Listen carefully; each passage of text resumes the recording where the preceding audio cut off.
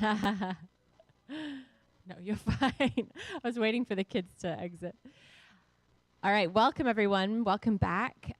We are in our last week of our class with Dr. Heath Carter.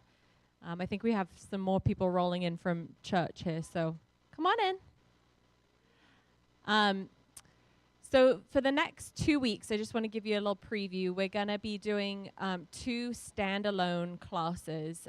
There's a number of interesting theology-type TED Talks that we're going to be watching and discussing. And so look out for an email from me this week and next week giving you a preview of the one that we're going to be watching and discussing this week.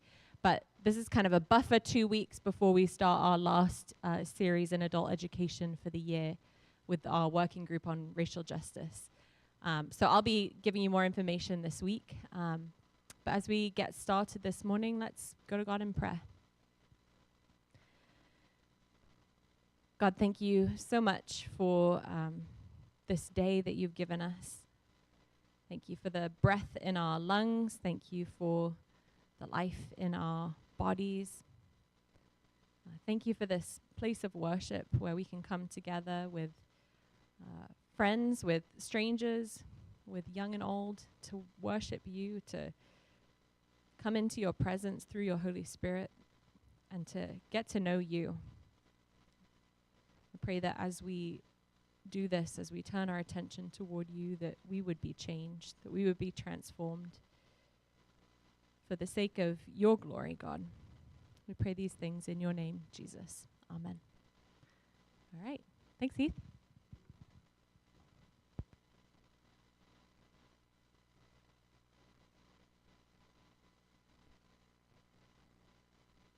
Morning. Good to see you all.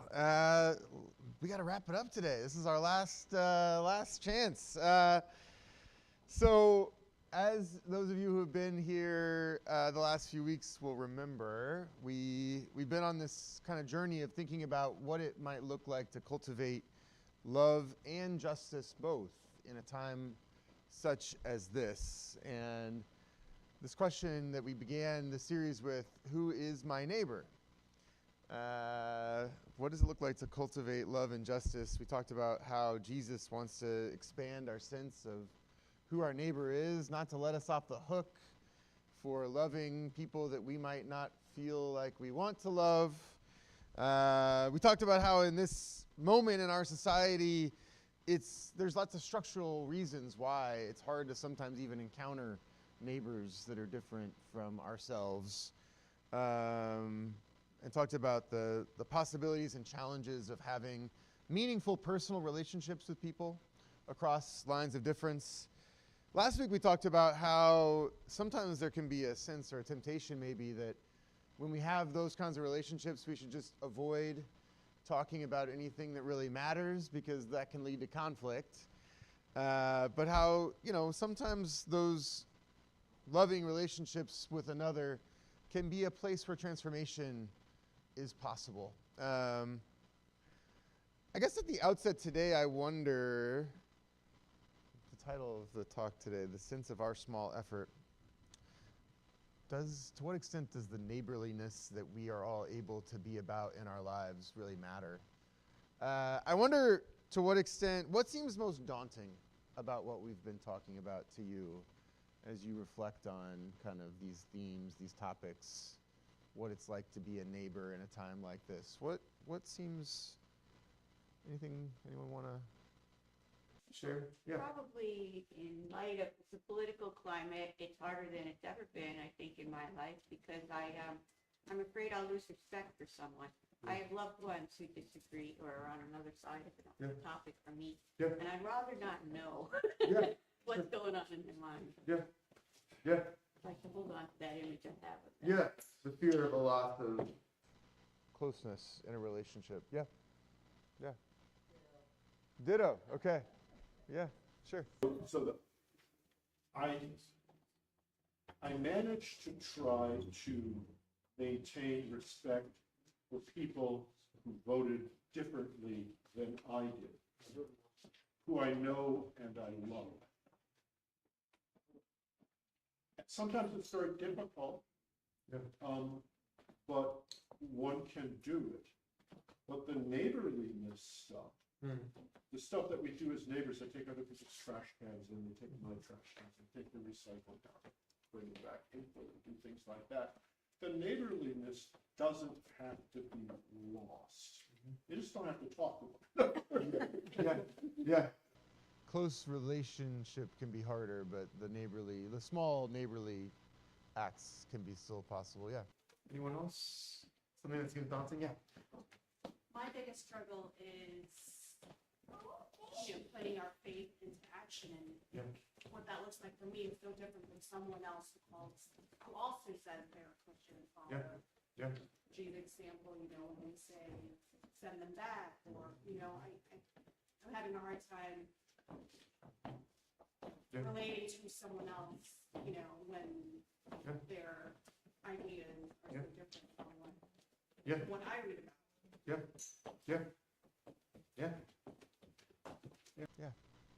Pretty much the same thing, finding it hard to love certain people, to diametrically opposed to what I believe my Christian values are. How can we love people that seem to be living out a faith that conflicts with what we hold most dear? Yeah. Anyone else want to jump in? Yes, I'll put myself out by saying the toughest thing is the church. And the church could be this church, the church could be the church, with a capital C. It's a voice. I'm listening for it. I'm not hearing it on matters of the day. And I guess it's frustration also with the conventional wisdom of avoiding in conversation with neighbors or people who view religion and politics. Strange that religion in the church would be a topic we would get into, but politics especially, I don't know, I think that conventional wisdom, I get it, I grew up with it, but it's silencing voices that really need to be heard at a time when they aren't being, it seems to me. That's Well, me. Richard, I'm going to get into fights with my sister-in-law, who I love for what she did in life, because we're politically different. We don't do it. And I don't see the point. I'm not going to change it. I'm 78 years old. She's 73. It's not going to happen. So why am I going to have a fight with her about her politics? She knows mine are. I've never hidden what I am. Right. And neither has she. Well, Vicki, I'm like you. I have relations also with whom those kind of conversations aren't good to get into. I'm thinking sort of along the line of your question, which has come up a few times about congregations. And so it is a matter of this congregation. It's a matter of many congregations, thousands upon thousands of people around the country. I was going to agree with Richard. The very, very few times I've been disappointed in my church, it's when we've decided to be purple. I don't think Christ was ever purple on things. He was very, and that's not to say I'm always right or he's always right or whatever, but he didn't shy away from conversations about love and about service and about, we didn't decide to be purple. That's nothing. Purple is, maybe. Maybe one more thought here, and then I want to. I think that one of the hardest things for me is people who aren't here that I love, that have that they just moved on. They decided this place isn't for them anymore. In spite of all the love, in spite of all the love they showed for us, the hard work a lot of these people did, it really did a lot for the church. And they decided one day this wasn't for them. And it just grieves me. We've been talking a lot these last few weeks about the challenge of, and the question of whether it is the right goal is to try to find ways to hang together in the midst of deep difference, what that can look like. is there a way to have loving and generous relationships with people with whom we differ that are also full of truth and full of opportunities for all of us to be changed through God's work in our lives and through our relationships with one another? I think I hear all of these themes kind of bubbling up in your comments, and I so have appreciated your engagement, and I think these are ongoing conversations that are really tough, and I don't come here with all of the answers to what should we do, how does a congregation navigate these times, but I do think, and I think where I want to end today, I think is with some encouragement that springs from history. When we started the series, I mentioned, the title of the series as a whole, who is my neighbor, cultivating love and justice in dangerous times. And I talked about how at the outset, sometimes I think the word unprecedented is overused for our times. And it's not to say that there aren't particular kinds of dangers that are cropping up that may be new or circumstances that maybe we haven't confronted before, but that in a society like the United States, at least, we have often been in what has been, for people that are committed to loving their neighbor, what you could consider dangerous times. And part of what, my own work in U.S. history, American church history underscores is that sometimes really significant history-changing kind of stuff starts in small places like this, among people that we've never heard of before, people that are not the famous people of the past. And so I want to kind of lift up some stories. I'm writing a book right now about kind of Christians who fought for love and justice in this society. And the book picks up after the Civil War, which if there was ever a dangerous time, it was maybe then. This is a shot. This is in Harper's Magazine. It's a battle between workers in Chicago and the police, and it was the start of the labor movement. This is 1877, and across the country, the railroad companies had colluded to suppress wages, and workers were mobilizing to try to, and many times the labor movement wasn't super organized yet. There was a lot of vandalism against railroad property. There was a lot of anger at the railroad companies. They were making huge amounts of money. They were the first kind of major corporations making lots of money. Workers feeling really powerless as the heads of these railroad companies were working together to reduce the amount that they were paying their workers, would often engage in vandalism against railroad property. That vandalism was often met with violence, as it was in Chicago at the Halsted Street Viaduct near 18th and Halsted on the near southwest side of Chicago. The butchers and some of their other trades were marching peacefully with their banners of their guilds and everything, and were confronted by police who shot into the crowd, ran away, came back and shot into the crowd again. This kind of thing was pretty common, actually, in the 1870s, where there would be violent confrontations in the streets. So it was a dangerous time. It was a dangerous time, as we talked about in previous weeks, to be black in the South, where after 1877, the civil rights protections that had been won in the wake of the Civil War were rolled back on the ground in the rise of Jim Crow.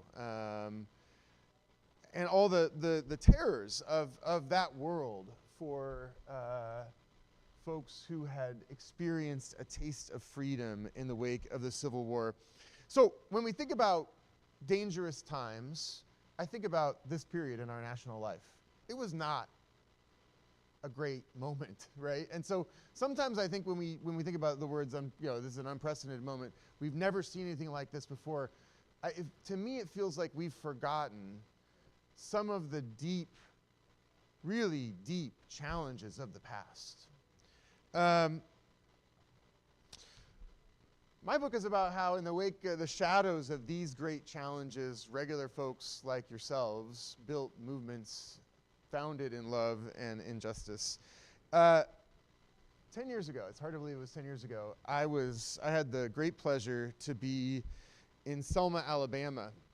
I mentioned my first week here that it was the 60th anniversary earlier this month of the Bloody Sunday March in Selma.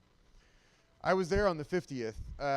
It was an unbelievable kind of occasion, this remarkable celebration of one of the most important moments in modern U.S. history, really in the history of the modern world. What happened in Selma, Alabama was just that significant. I was there with students from Valparaiso University, where I was teaching at the time, and we were there. The 50th anniversary Jubilee began at Tabernacle Baptist Church on a Thursday night in March of 2015.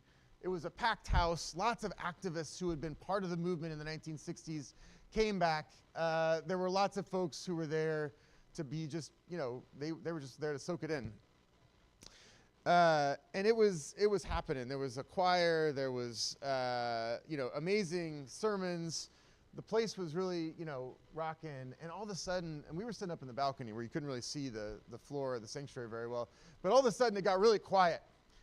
And I was trying to crane my neck in to see what was happening. And I looked around, and I saw them wheeling in 103-year-old Amelia Boynton Robinson. Amelia Boynton Robinson, she's not someone that most people have heard of. She's not one of the household names of the civil rights movement. If you ask my students, who do they know from civil rights movement? They know Rosa Parks, they know Martin Luther King. No one ever mentions Amelia Boynton Robinson. But she was one of the beating hearts of the movement, one of these ordinary people who practiced a neighborliness that changed the world. She was a Tabernacle Baptist that night because of the role that she had played 50 years before. I don't know how many of you remember the details of what happened in Selma in 1965. That was a moment where the county in which Selma is situated, Dallas County, a desperately poor part of Alabama, African Americans constituted more than half of the population, but fewer than 2% of the registered voters. Amelia Boynton, in 1964, January, reached out to Martin Luther King Jr. to ask him and the Southern Christian Leadership Conference to support local efforts to get people registered to vote. King accepted. They used Boynton's home as their local headquarters. And that same spring of 1964, she declared a run for Congress, a decision that underscored her remarkable courage. She was the first woman, white or black, to run for Congress in Alabama. The first black person to run for Congress in the state since Reconstruction 100 years before. She got 10% of the vote in 1964. Civil rights activism was on the increase in Alabama and across the nation in this moment. The following year, February 18th, 1965, in nearby Marion, another small town in this very poor county in Alabama. And if any of you have seen the film Selma, this moment is depicted in that film. In nearby Marion in February of 1965, state troopers clubbed voting rights activists and fatally shot Jimmy Lee Jackson, 26 years old, who was trying to protect his mother from being assaulted by those state troopers. Local civil rights leaders, including the likes of Hosea Williams, John Lewis, again, people at that point that no one had ever heard of, and Amelia Boynton, planned a march to Montgomery to express their demand for voting rights directly to the governor, George Wallace. And on March 7th, they set out. This was a kind of ragtag group of local folks like yourselves that no one had ever heard of. Boynton was near the front. They marched from the housing projects across the street from Brown Chapel, another church that was a major site of the movement, through downtown Selma and on to the Edmund Pettus Bridge. All seemed well. And then halfway across, if you've ever been on that bridge, it rises over the river. And once you get to the top, at the halfway point, starts to head down. As they got to the top, they could look down and see on the other side line after line of state troopers wearing white helmets and carrying billy clubs. Behind them were deputies of the county sheriff, Jim Clark, and assorted spectators, waving Confederate flags and anticipating a showdown. 50 feet from the troopers, the marchers stopped. "It would be detrimental to your safety to continue this march," Major John Cloud called out from his bullhorn. "This is an unlawful assembly. You have to disperse. You are ordered to disperse. Go home or go to your church. This march will not continue." "Mr. Major," replied Williams, "I'd like to have a word. Can we have a word?" "I've got nothing further to say to you," Cloud answered. And a moment later, this historic onslaught began. Donning gas masks, the troopers, many on horseback, pushed forward, unleashing a rain of tear gas and billy clubs on the protesters. Amelia Boynton was knocked unconscious by their blows. She was one of 17 of the marchers who had to be hospitalized. Dr. King had stayed at his church in Atlanta on Bloody Sunday and had planned to join the marchers en route to Montgomery. he returned to Selma. And this is, again, depicted in the film if you haven't seen it. I'd recommend you watch it. It's great if you haven't seen it. He returned to Selma and led a march 2 days later that turned back when once more demonstrators got to the top of the bridge and found themselves confronted by state troopers. Finally, on March 21st, in the face of mounting public pressure, Governor Wallace relented, allowing the marchers to pass, and by the time they arrived in Montgomery, their number was 25,000 strong. This was a major turning point in the history of the modern United States. The footage was shown across the nation, across the world. The Soviets were absolutely delighted. This footage seemed to underscore for them the hypocrisy of the nation that claimed to be the beacon, the light of democracy in the world. Look at how the beacon of democracy treats its very own citizens, the Soviets said. President Lyndon B. Johnson scurried to respond, and sure enough, on August 6th, 1965, Amelia Boynton, no name, neighbor to many, was a guest of honor at the White House when President Johnson signed the Voting Rights Act into law. He memorably invoked the lyrics of a great civil rights anthem, declaring as he signed, "And we shall overcome." Boynton played a significant role in these breakthroughs, and so it was really remarkable, truly inspiring for me to celebrate with her 50 years later at Tabernacle Baptist and to watch several days after that as she crossed the Edmund Pettus Bridge one more time, holding the hand of the nation's first black president. It was a hopeful moment. Boynton died later that same year at 103 years old. I haven't told you the part of her story that I find most remarkable. She did not begin this work in 1964. She began it in the early 1930s. At a moment in the history of Alabama and the history of the United States when she had no rational reason whatsoever to believe that she would ever see the fruits of her labors. That at some future date, the national media would descend on her small town, and that a matter of months after that, she would find herself at a White House signing ceremony. All that was, to most mere mortals, simply unbelievable. In the 1930s, Boynton had much more reason to believe that she could pay the ultimate price for her neighborliness, even trying to make a change. But try she did. She met her husband, Samuel William Boynton, in 1930. They traveled the countryside in Dallas County, Alabama, teaching black sharecroppers cutting-edge farming techniques and holding meetings in rural churches where they went through the process of registering people to vote, even in the face of poll taxes and impossible exams. In the mid-1930s, she went on to build a community center, given that the only one Selma had excluded black residents. She failed to get government funding, so she wrote a musical, Through the Years, set to the tune of black spirituals. In 1933, she and a local pastor co-founded the Dallas County Voters League, and for the next 3 decades, she continued to conduct voter registration drives with very little success. But she never gave up hope.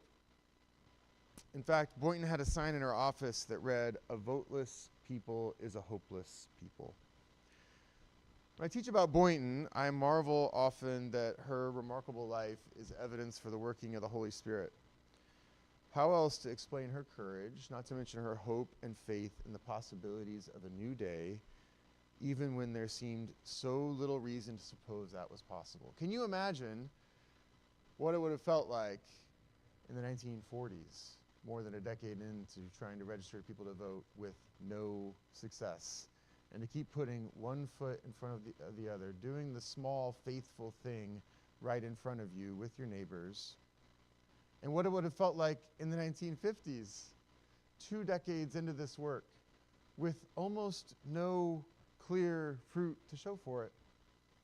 And into the 1960s, the day of that Bloody Sunday March, when it seemed like maybe something was going to happen, and then to have that devastating, the march end the way that it did. To me, when I think about Boynton, I think about the kind of vision of a world that is not yet, but that can be. She had that vision and was willing to do the kind of small thing each and every day in the midst of a moment when it seemed like the forces of injustice were arrayed against her, and when there was really no good reason to think it would ever be different. She just kept putting one foot in front of the other. Not everyone lives to see the kind of momentous breakthroughs that Boynton saw. But it's important to me to remember, I mean, she, born in the early 20th century, lived long enough to see not only the passage of the Voting Rights Act and the election of the nation's first black president, but she also saw the significant undoing of major provisions of that act before she died in 2013. She lived through it all. Her life, in the kind of course of her life, you can see the ways in which history doesn't move in straight lines. History doesn't move in predictable ways. But she never stopped, even I think till the end of her life, putting one foot in front of the other, cultivating love and justice among her neighbors right where she lived. And it really changed the world. It really changed the world. She's hardly alone. I want to give you some other examples of this, and then I want to open it back up. Let's see. Here we go. I've talked about Fannie Lou Hamer already in this series, someone who was also involved in the civil rights movement, also a person of deep faith, a person who led through song. She led, remember, I talked about this a couple weeks ago, This Little Light of Mine. And through song called her neighbors to love, to justice, to long suffering in the face of great challenge. She's someone who I think of, like Boynton, as a kind of exemplar of what it can mean to cultivate love and justice in times like these. I don't know how many of you have seen this film, Of Gods and Men. Anyone of you seen this? It's worth watching. It's a fascinating film. It's slow. It is not an action movie. But it's a French film that's subtitled, and it follows a group of monks in, I believe, Algeria. You have seen it. It's an amazing film. It's very slow. A lot of the film is just the filmmaker showing you the rhythms of life in this monastic community. So you see them at prayer, you see them at meals together, you see them doing their kind of service work in the community. But the drama of the film, and I won't give too much away, but the drama of the film is that they're living in Algeria at a moment where there's extremism rising around them, and where it's clearly becoming dangerous for them to remain in this community. And so a lot of the drama of the film is this question and their group discernment of whether they should stay in the community or leave because of the danger rising around them. They were living in a dangerous time. There's this moment in the film, because this community of white Christian monks had become so woven into the fabric of the larger community in which they were living. There's a scene in the film where the monks are sharing their kind of struggle of the moment, of whether they're going to stay or whether they're going to go with their neighbors. And one of the monks says, "We're like birds on a branch, deciding whether they're going to stay or whether they're going to go." And one of their neighbors, and this is so striking to me, says, "No, you're the branch." And it was a moment where it was underscored for this community that their small acts of neighborliness, their ways of, in not flashy, not known to history. I mean, this film brings them to light. This is a true story, by the way. It is really worth watching. But their small acts of neighborliness that would not get them news headlines or whatnot had earned them the love and trust of their neighbors who were so different from them, to the point where the neighbors felt like it would be a profound loss to their community if these monks were to leave.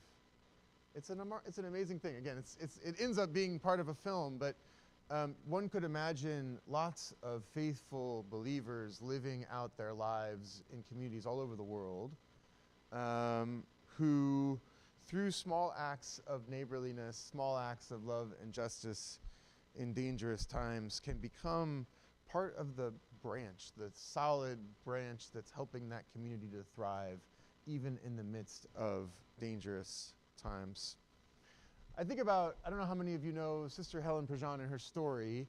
I had the chance to meet her once when I was teaching at Valparaiso University, and what I like about her, she became really engaged. She's a person, I think, of deep integrity who became engaged with questions around the death penalty when she started to pray for a fellow on death row, and this was famously captured in the film Dead Man Walking.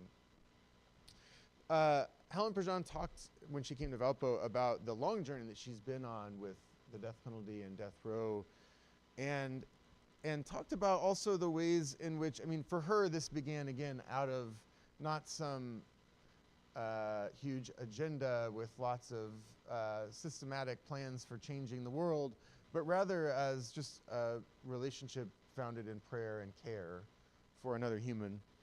And how that relationship sent her on this long journey that did result in her becoming involved in much wider conversations about you know, the issues at hand. But she also talked, and I thought this was really notable when she came to Valpo, about the ways that after she became a known opponent of the death penalty, she was confronted by victims' families, and how that also challenged her to take seriously their concerns, and how she began to walk with some of those families as well. And so for her, a lot of her work on these issues has run through relationships, personal relationships, the kinds of relationships that you all have as part of your lives. One of the kind of founding spirits for me of this larger message, the sense of our small effort, is a woman named Dorothy Day. Has any of you heard of Dorothy Day? A few of you have, yeah. It's, you know, she was very famous in her day, but I think her fame has receded in the decades that followed. Dorothy Day is a person who, if you read her, confounds all sorts of lines that divide. She doesn't fit neatly into any boxes. She was a person who she was Catholic, and she felt like the church, Christians, in some of the ways that maybe you all were sharing at the outside of today's session, she felt like the church wasn't doing enough. She felt like it wasn't doing enough for the poor in particular. And during the Great Depression, Day, with some friends, decided to found what she called houses of hospitality. The first one was in New York City. You can still visit it. It's up in the city. But they also founded ones out in the countryside. These were places where people could come for a meal, where they could come and stay for a while. They were places where people argued, where people fought, where people lived out their lives in and around these houses that were founded for Day in the call of the gospel to love one's neighbor as oneself. For her, what that meant was that in a society of plenty, Christians needed to sell everything they had and give it to the poor. That was where Day went. And so it's a radical, bracing message that sometimes people left of center have found to really like, but she also was very skeptical of government programs. She's one of these people who really resented the New Deal in many ways, which was this kind of the kind of largeness, the bureaucracy of the large state. She didn't love that because she thought, you know, if every Christian church had a retirement home, you know, if every Christian church would do this work, you know, so she has this kind of radical call to the church. Day was never a systematic thinker. She's a fascinating person who never, you know, if you pushed her on things, she was a little slippery. But she was a person of deep integrity and a person who lived out her faith on a daily basis in ways that are really challenging and beautiful. If you ever want to kind of engage her thought, I recommend her book Loaves and Fishes, which is like lots of episodes from her work in community over the course of the middle decades of the 20th century. One of the things that I think defines Day, and it's where I get the title of this lecture, is her insistence that small acts of faithfulness in times like these can be of so great consequence. That was her deep conviction. You know, I hear, well, like she said 50 years ago, this is her. Young people say, she was old at this point, the late 1960s, what can one person do? What is the sense of our small effort? They cannot see, still day, that we can only lay one brick at a time, take one step at a time. We can be responsible only for the one action of the present moment, but we can beg for an increase of love in our hearts that will vitalize and transform these actions, and know that God will take them and multiply them as Jesus multiplied the loaves and the fishes. I think about day a lot in times like these, where I think people are very much asking, what can one person do? What is the sense of our small effort? Does anything that we're doing in a place like this church, this town, really matter? Given the overwhelming sense of challenges that we face in the society. And I think about, I think there's a deep wisdom here in Day's response to that question. What really resonates with the kind of wider Christian tradition that, any one of us is not going to be able to redirect the course of world history, most likely. But we can lay one brick at a time. We can take one step at a time. We can do it together sometimes. And we can hope, as happened in the case of Amelia Boynton, as it happens so often in the case of you study church history, that something greater might come from those small steps that we take, from those small bricks that we lay. I'll give you two more kind of really regular examples. When I was in Valparaiso, I was involved with an organization called Project Neighbors, which really was a group of folks. Now many of them have passed, some of them still alive. Loie Reiner is 95 years old today. She and I have the same birthday. July 17th. Loie's 95. She'll be 96 this July. Project Neighbors sprung out of her and her now deceased spouse and folks at their small Lutheran Church, Missouri Synod, a conservative church in Valparaiso, Indiana, that was doing some work in the city of Chicago in a kind of poor black community in Chicago. One of the folks that they were working with said, "I sure wish I could live in a place like Valparaiso." And Loie and Walt knew that there were no black people living in Valparaiso in the 1960s. It was a sundown town. It was, in northwest Indiana, about 15 miles east of Gary, Indiana. Valpo had grown as white flight out of Gary sped up. And Loie and Walt and a group of neighbor-loving folks at this one little congregation said, well, we don't accept this. And so over the course of time, a number of families through their efforts a number of black families came to live in Valpo. And it was a huge backlash in town. It was very hard. It's amazing how that's a small act of neighborliness in its own way, but it yielded a huge backlash across the community. And Loie loves to say, one thing led to another. And the next thing that she knew, they set up a health clinic in town that served a variety of poor and working class folks in the community. That health clinic went on to become the largest nonprofit health clinic in the state of Indiana. They set up a school that's now a thriving school in the community. They set up a human relations council to help the town to cope with the ways that it was changing and to lead the way forward. Project Neighbors today is one of the largest affordable housing providers in the community. And it began with some folks at a church like this one who said, I don't accept everything about the way that our community is working, and I want to do something about it. And they didn't have consensus, It wasn't like everybody in their church agreed. In fact, some of the conflict was at their church. But they still go to that church, and a lot of the folks that they were in conflict with do too. And out of that church in this conservative Midwestern denomination came an organization that to this day is deeply serving lots of folks in that community. And they're trying to get a new generation involved. Greg Jones has been a part of this effort for many decades as well. Last example. A number of years ago, I was doing some work on the living wage, and I had a chance to go talk to some sisters at the Dominican community in Grand Rapids, Michigan. And I was amazed. The Catholic Church has, for more than 100 years, had a teaching that Christians should support a living wage.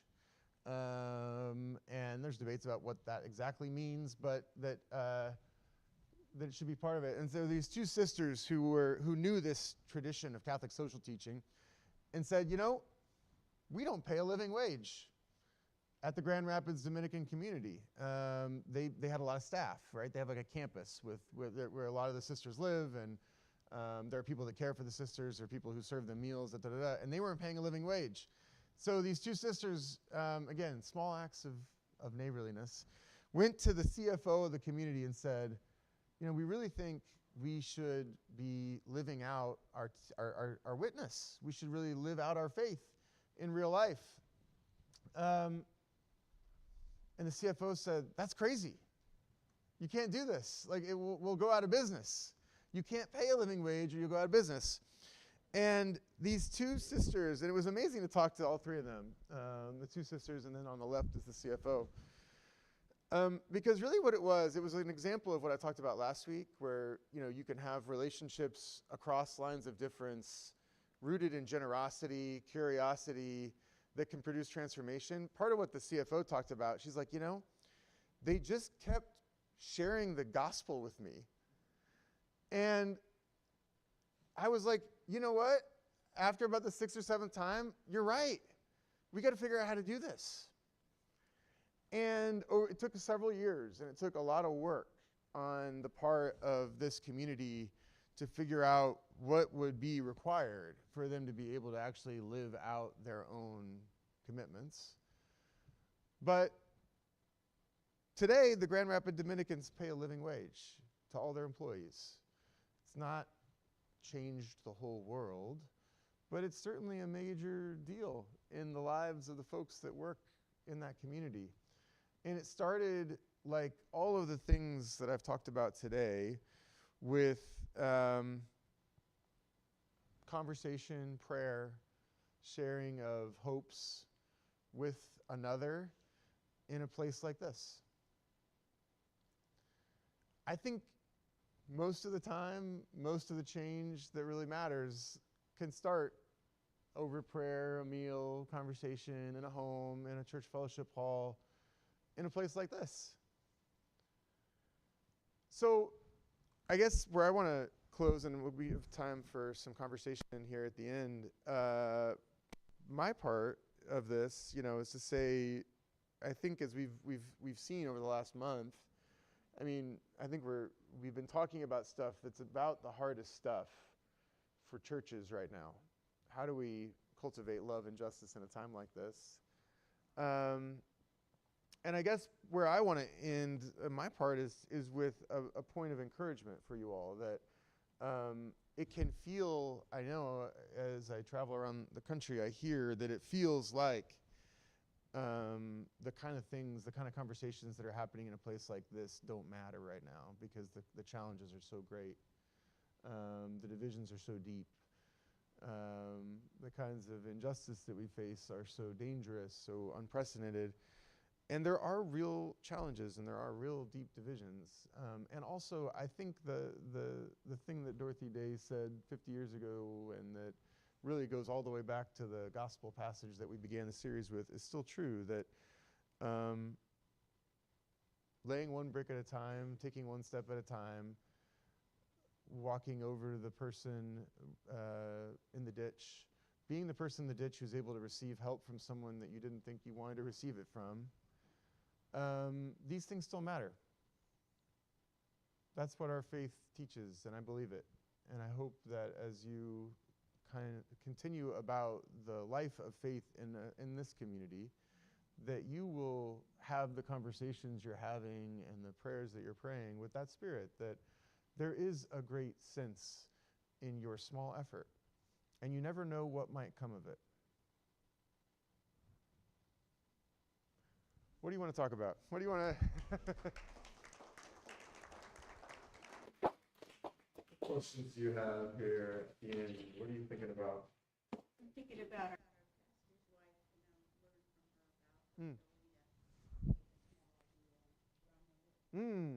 she's just tenacious. Uh-huh. Yeah, she inspires me. Sometimes we need somebody like that. That's wonderful. That's wonderful. That's in Malawi, where we could point out USAID programs have been suspended. Oh, is that The right? rest of that. Oh, golly. And it's a big thing I bet. this church does, and Yeah. the pastor's wife. It's a ministry in Malawi. Age of that. Okay. Wow. Wow. The ages You of can that talk to her. change. Okay. Yeah. That's a good example. Yeah. Right. You couldn't attend last week. Yeah. Listen. Yeah. Yeah. And the one thing that used the terminology twice was reconstruction. Oh, yeah. And unless someone does any research or digs into it, they really don't. The scorched earth policy that the North used. Yeah. I just wonder if Yeah. that hadn't been happened. Yeah. If there had been a more of a subtle transition. Yeah. If the churches, which were split, right? Yeah. If the churches actually lived up to what Yeah. they were supposed to, Yeah. if what transpired after that, Yeah. everything, if they had, would have been different. Yeah. Myself, I know there's probably several other people here old enough that lived through all this. I remember, Yeah. I remember it, I served in the Yeah. military in the South, and all. Yeah. But getting back to the reconstruction, I Yeah. think that had a big, especially on the common man, Yeah. because we know what happened politically and everything else. Yeah. I mean, it was a world turned upside down. That's part of what we talked about last week, is that was a world turned upside down in the wake of the Civil War, right? Where you had literally the kind of entire social order in the South, the former Confederacy, overthrown. People that had been enslavers for generations, their family had owned other humans and depended on their work for their profits, all of a sudden were out of power, and the folks that they had enslaved were in power. And I mean, it is, I mean, historians are not great at counterfactuals. We don't always know what would have happened had this other thing happened differently, but it does seem to me like one of the things that happened in the South after the Civil War, and we've been talking about who's my neighbor. If you look at the documents from that period, there's so many white folks who found themselves out of power in the decade and a half after the Civil War, when the North was imposing federal Reconstruction, who could not accept the new social reality that had been created, and that inability to imagine a kind of new social order, a multiracial democracy, it was not something they wanted. So it's really, I mean, that kind of, in a way, it does relate to the question of like, who's my neighbor? Because, I mean, there's actually an interesting story. A lot of white people in the wake of the Civil War and Reconstruction told stories about how when Sherman marched through the South, their slave labor, the people that lived on their plantations, stayed rather than fled because they loved them. And a historian, Tim Tyson, who has done some work on this, says, my family's told this story for generations, that, my grandmother told it to me, that, when Sherman marched through our part of the South, the people that we had enslaved stayed. And he found, when he did some digging, that Sherman never came through their part of the South. And so the kind of ways in which we, and I mean, part of what I talked about in that lecture too, right, is that there was a kind of softening of the approach after 1877, where, again, and from my view, it's an example of coming together across difference in ways that are not right, right? Because the ways that the nation was sewn back together was northern white folks and southern white folks said, let's patch it up. But what the cost of that was letting go of civil rights.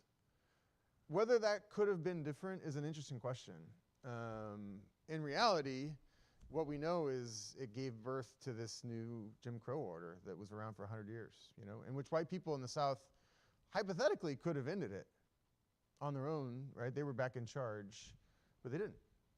And it really had to be, I mean, as the story today with Bloody Sunday, right? It really was.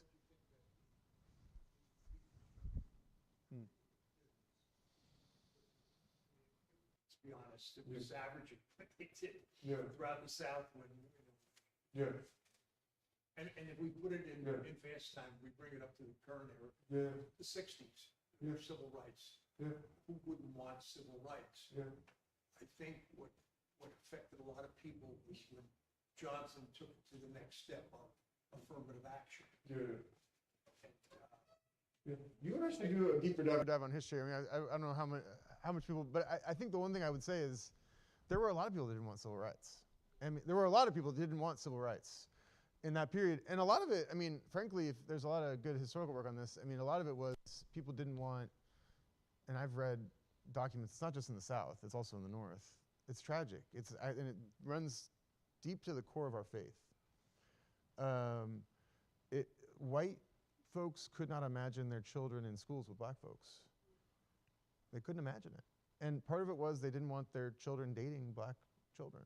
And that's very clear in the historical record. I mean, I've got all the letters on my computer of a situation in Chicago where a Reformed Timothy school, the teachers wanted to admit black students, and it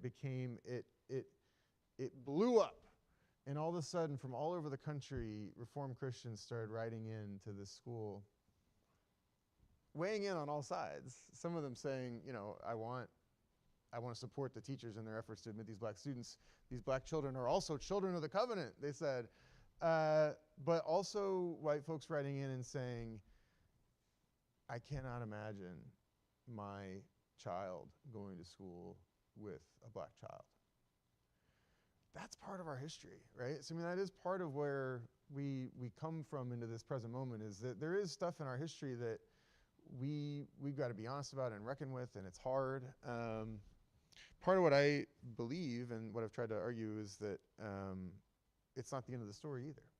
And there's still story to be written, and part of what those stories can start to be written in places like this, you know, where people can come together and try to write a next chapter that's more just sometimes than the ones that have gone before. Although there have been some good things in the past too, and we try to remember some of those. I'm going to go in a slightly different direction with this. As I was listening to the stories of those individuals who have been forgotten by history, they've been not a part of our current story for a long, long time, but whose stories we need to recall. I was thinking of someone in my community down the road, Meadow Lakes, whose tenacity, whose persistence in matters of social justice really is something I've taken for granted, but I felt like celebrating her more than ever before, being reminded of these others. So we live at Meadow Lakes, 250 elderly people, and there's a small group that meets monthly. It's called Seniors for Social Justice. And I kind of tease them and call them Seniors for Social Chaos. They're persistent in small ways that must, I think, make a difference. So once a week, there is a battery of petitions we all sign. It goes around the room, and multiple copies go to all the New Jersey congressional delegation. And it could be about New Jersey prisons and making educational opportunities for inmates more available, or it might be save our libraries and our museums. And just yesterday, I signed 6 of these multiple times, different petitions. Yeah. I have It's a Roman photographs of Catholic them. woman who does this. Yeah, I have photographs I took when I drove up to see my mom, and Yeah. they are out there with signs on their walkers and stuff, and they were protesting George Floyd. And I just took pictures of them because nobody was there but them, but they were out there. Out there every month, and some it's got to do, lick the envelopes and put the stamps on and all of that. I'm really quite impressed. This is the small things that do make a difference. Yeah. Somehow. Yeah. Yeah. Yeah. Yeah. You can notice those things and be a part of them.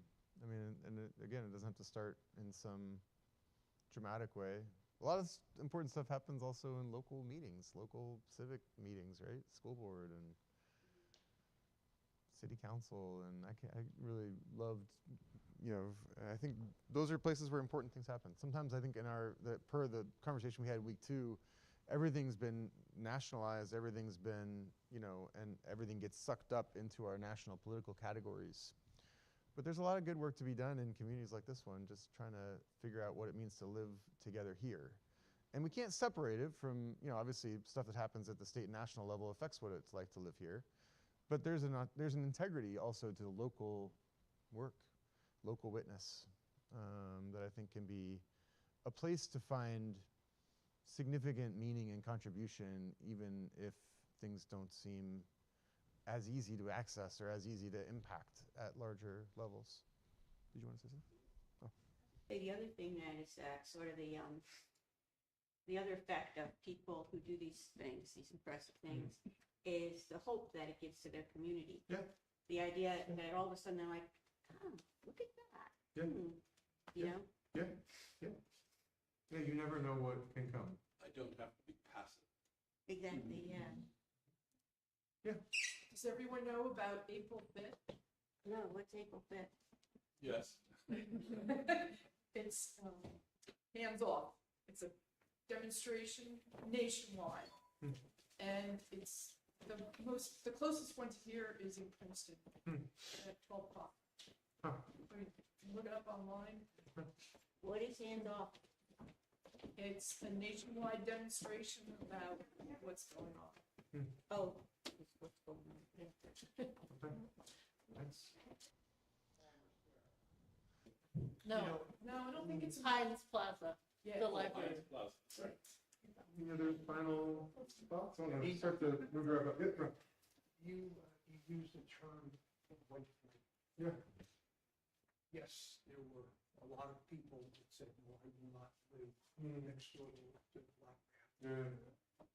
But then I worked in construction, worked with a lot of men whose families moved out of Newark, out of Patterson, all these cities.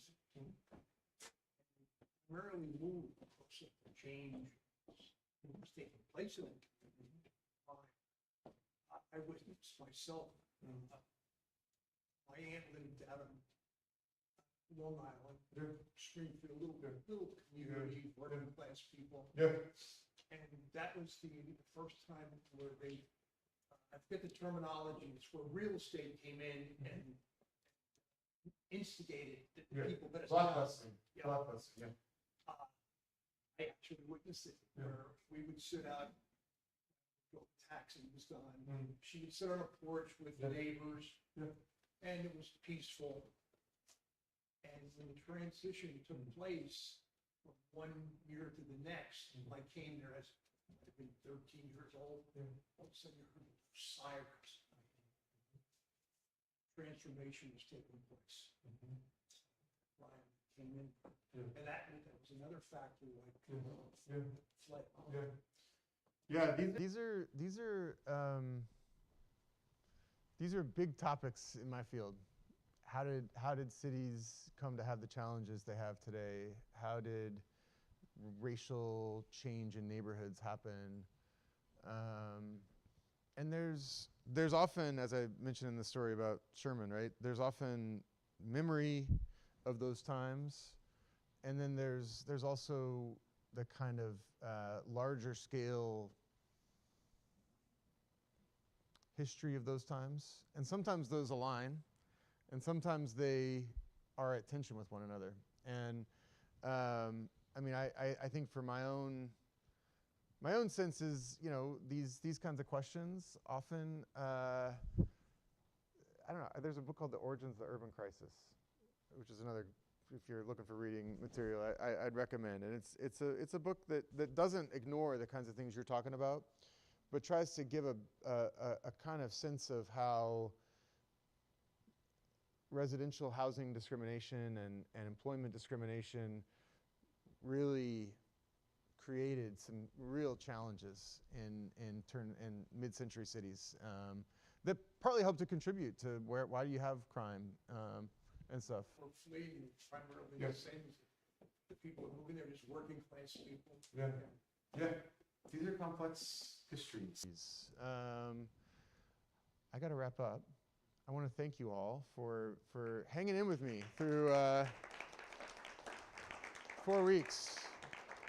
I appreciate it, and I am grateful to have been back here for another series. I think I really love coming here and love the fact that you all are finding ways to create community together. This is so many different kinds of folks in this room right now, and I appreciate that you all are here, and I'm encouraged by that myself. So if you don't mind, let me close this time that we've had this last month with a word of prayer for you. God, we give thanks that you are present with us even in times like these. God, we give thanks for every person in this room, for their life, for the gifts you've given to them and that they bring into this church and this community. God, be with them in the days ahead and in the months ahead and in the years ahead as they struggle with the challenges of our time, which are both unique in their own ways and also bear similarities to the challenges that folks who have gone before us have faced. God, be with them and give them strength and courage and wisdom and be of good heart. God, I pray that this community would be a place where conversations and prayers give rise to beautiful, generous, world-changing kinds of witness, that they would be surprised by how the small acts of faithfulness they take in the days and the weeks and the months ahead would be of greater impact than they could have imagined. And God, just be here and encourage them, encourage their children, encourage their neighbors. God, that you are present with us even when times are tough, and we thank you for that. We now go in peace. Amen. Thank you all. Thank you all. Yeah, thanks so much.